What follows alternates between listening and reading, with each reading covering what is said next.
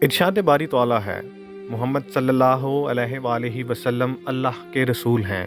اور جو لوگ ان کے ساتھ ہیں وہ کافروں کے مقابلے میں سخت ہیں اور آپس میں ایک دوسرے کے لیے رحم دل ہیں۔ تم انہیں دیکھو گے کہ کبھی رکوع میں ہیں، کبھی سجدے میں، غرض اللہ کے فضل اور خوشنودی کی تلاش میں لگے ہوئے ہیں۔ ان کی علامتیں سجدے کے اثر سے ان کے چہروں پر نمایاں ہیں۔ یہ ہیں ان کے وہ اوصاف جو تورات میں مذکور ہیں،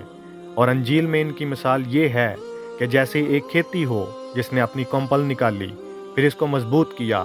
پھر وہ موٹی ہو گئی، پھر اپنے تنے پر اس طرح سیدھی کھڑی ہو گئی کہ کاشتکار اس سے خوش ہوتے ہیں، تاکہ اللہ ان کی اس ترقی سے کافروں کے دل جلائے۔ یہ لوگ جو ایمان لائے ہیں اور انہوں نے نیک عمل کیے ہیں، اللہ نے ان سے مغفرت اور زبردست ثواب کا وعدہ کر لیا ہے۔